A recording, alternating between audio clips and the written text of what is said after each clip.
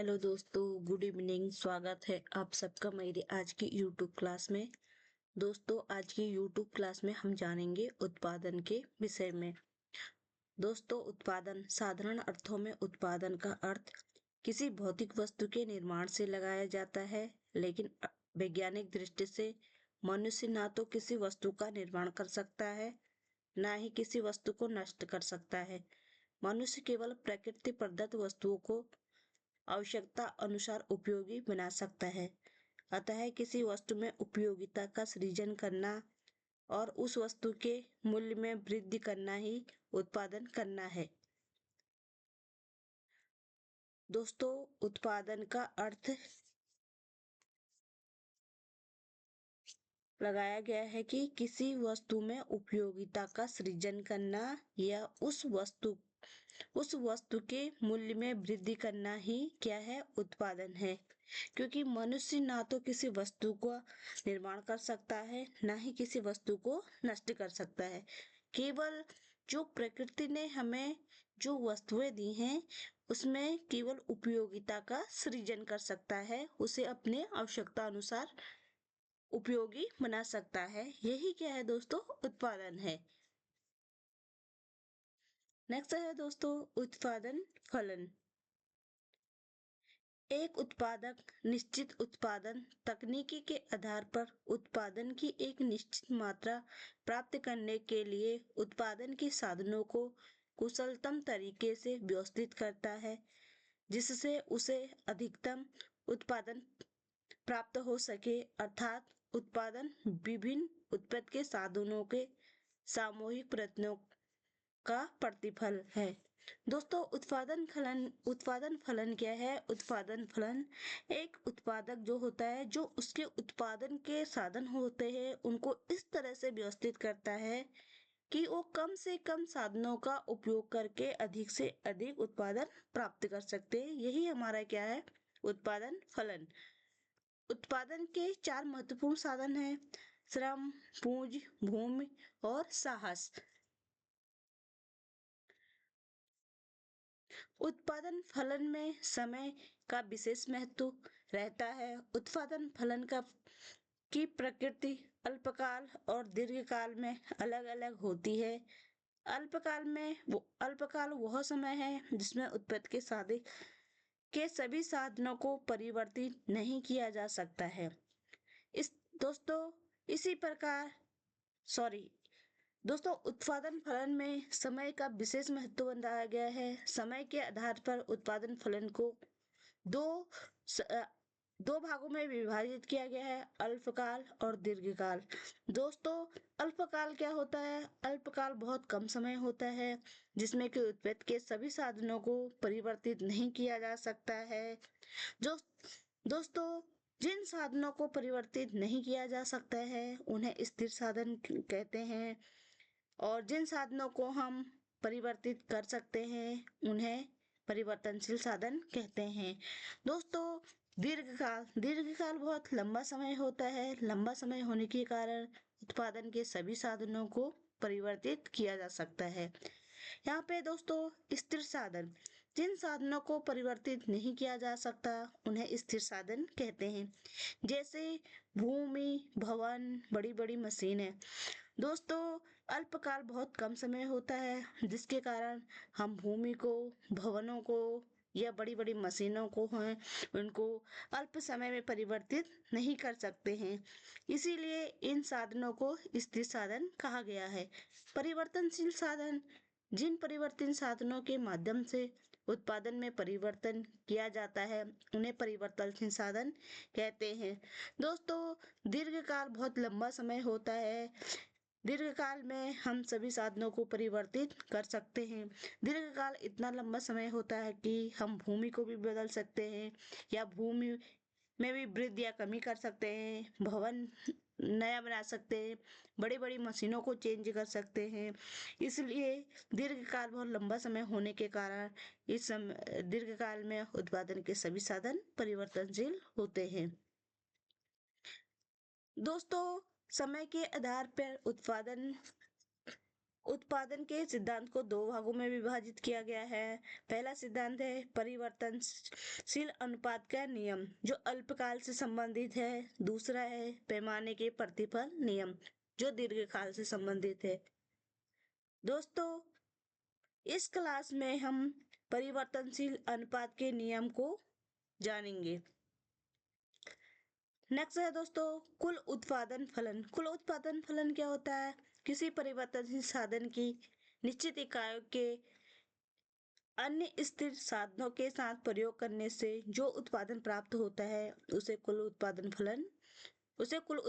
कहते हैं।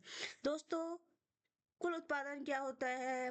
जो स्थिर साधन होते हैं उनमें जब एक साधन को परिवर्तित किया जाता है तो उनसे हमें जो भी उत्पादन प्राप्त होता है उसे कुल उत्पादन फलन कहते हैं। कुल उत्पादकता मुख्यतः परिवर्तनशील साधनों की मात्रा पर निर्भर करती है। इसका सूत्र है दोस्तों TP बराबर F TVF। TVF होता है कुल परिवर्तनशील साधन। दूसरा है औसत उत्पादन। औसत परिवर्तनशील साधन विभिन्न उत्पादन स्तरों पर उत्पादन साधन अनुपात से है।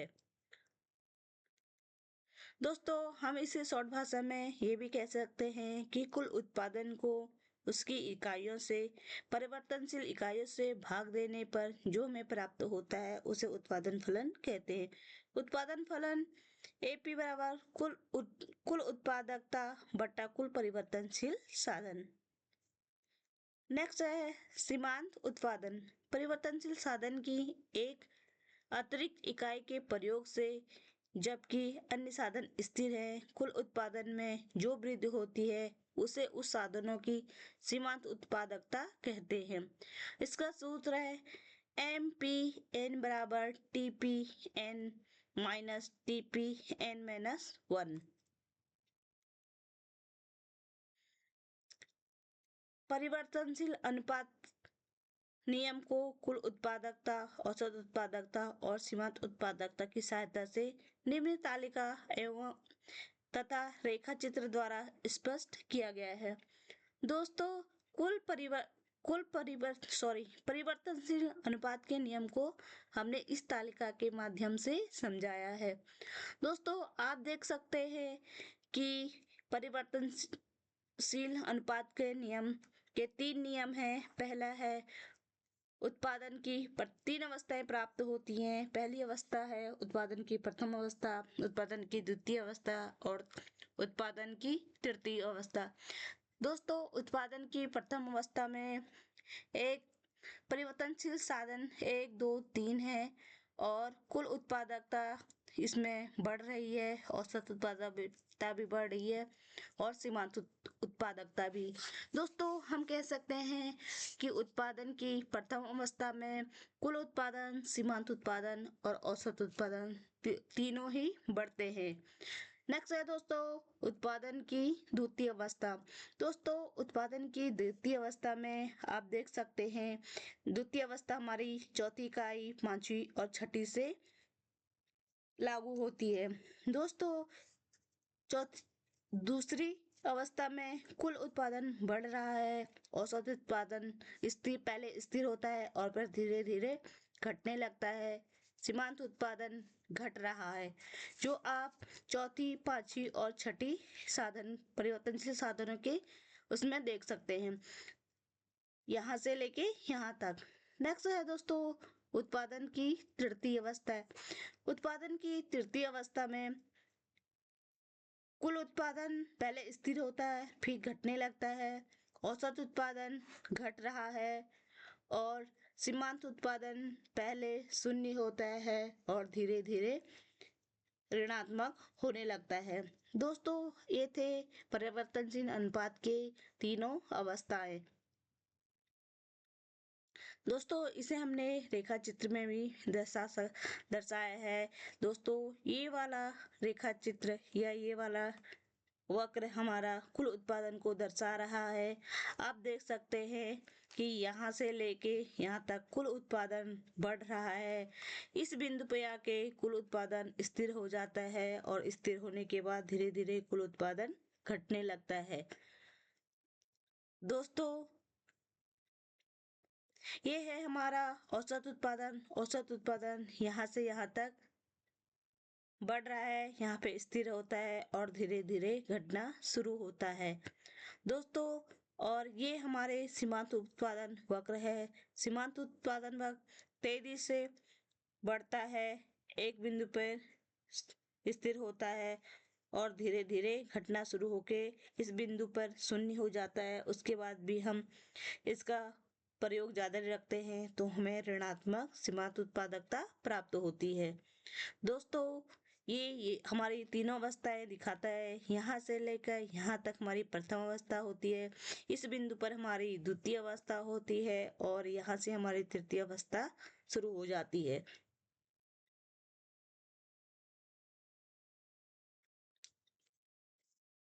परिवर्तनशील अनुपात का नियम। परिवर्तनशील अनुपात का नियम एक दीर्घकालीन उत्पादन फलन है। परिवर्तनशील अनुपात के नियम के 3 रूप हैं दोस्तों, वो हम पहले भी बता दिया है और इसको एक बार फिर से देख लेते हैं। प्रथम अवस्था। प्रथम अवस्था में स्थिर साधनों के साथ जैसे जैसे परिवर्तनशील साधनों की इकाइयों का प्रयोग बढ़ाया जाता है, हमें बढ़ता हुआ प्रतिफल प्राप्त होता है। इसमें कुल उत्पादन, औसत उत्पादन और सीमांत उत्पादन तीनों बढ़ते हुए प्राप्त होते हैं दोस्तों। हम पहले भी बता चुके हैं कि उत्पादन की प्रथम अवस्था में कुल उत्पादन, सीमांत उत्पादन और औसत उत्पादन तीनों बढ़ते हुए होते हैं। दूसरी अवस्था में उत्पादन फलन और सीमांत फलन औसत उत्पादन और सीमांत उत्पादन दोनों घट रहे हैं। यह अवस्था उस बिंदु पर खत्म होती है जहां सीमांत उत्पादकता शून्य होती है। इस अवस्था में कुल उत्पादन बढ़ता है दोस्तों। हमने आपको पहले ही बताया था कि दूसरी अवस्था में कुल उत्पादन बढ़ता है, सीमांत उत्पादन और औसत उत्पादन घटने शुरू होते हैं। तीसरी अवस्था में सीमांत उत्पादन शून्य से कम और ऋणात्मक होता है। इस अवस्था में सीमांत उत्पादन ऋणात्मक होने के कारण कुल उत्पादन घटने लगता है दोस्तों। ये थे हमारी तीनों अवस्थाएं। एक बार हम इसे भी देख लेते हैं। बढ़ते प्रतिफल के नियम को घटते लागत का नियम कहते हैं। स्थिर प्रतिफल के नियम को स्थिर लागत का नियम कहते हैं। घटते प्रतिफल के नियम को बढ़ते लागत का नियम कहते हैं दोस्तों। लागत के विषय में हम नेक्स्ट क्लास में पढ़ेंगे और इसकी विस्तृत जानकारी हम आपको वहाँ पे बताएंगे दोस्तों। इसके बाद जो जस्ट नेक्स्ट क्लास होगी उसमें हम पैमाने के प्रतिफल नियम के विषय में जानेंगे दोस्तों। अगर आपको क्लास पसंद आई है तो कमेंट एंड शेयर जरूर करना। धन्यवाद दोस्तों।